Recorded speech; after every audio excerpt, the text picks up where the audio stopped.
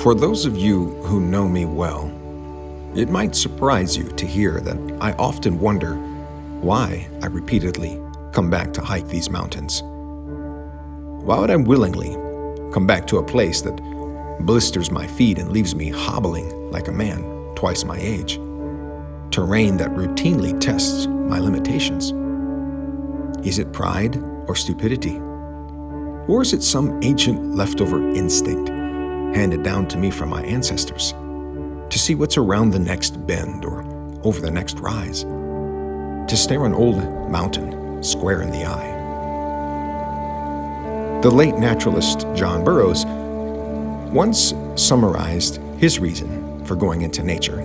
He said it was to have his senses put back in order. And somehow, that thought intrigues me. You see, in the world where I am from, most of the human inhabitants are discombobulated. We're all sort of disheveled by the unavoidable demands of life, myself included. But when I come out here, it's suddenly all very different. From the moment I pull out of my driveway and start heading northeast, the natural world begins chipping away at me. Something about all of it affects me in a way that is hard to articulate.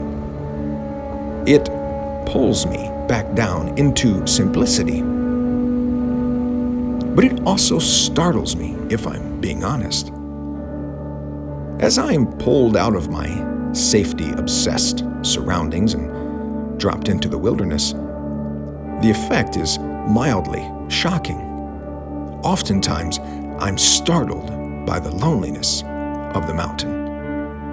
And even an ancient gurgling of a brook reminds me of how young I am, how few years I have seen. The depth of the forest is mysterious, and the path before me challenges my pride. It reminds me of my frailty. But perhaps what is most unsettling of all is how vulnerable I feel when the light fades and the darkness closes in upon me. But even as I sometimes struggle with these feelings caught between this world and my own, I realize something important. Being out here, being in a wild and lonely place, a place that strips away my domesticated comforts, this is good for me.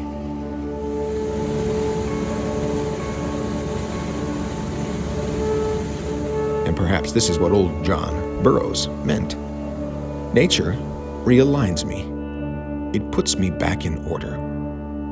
The mountain exposes me. It makes me feel vulnerable. It takes me apart piece by piece. And then it gives me the space to be properly put back together again.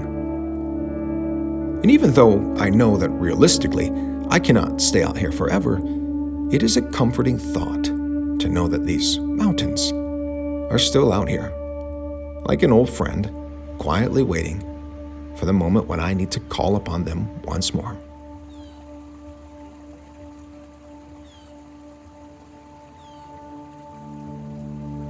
But for today, it is enough.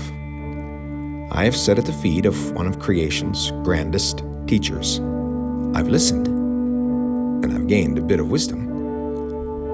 And the next time I find myself in need of a realignment, well, you can bet I'll remember how to get back.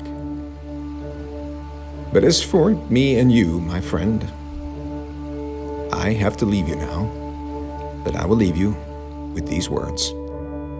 Stay wild and stay alert.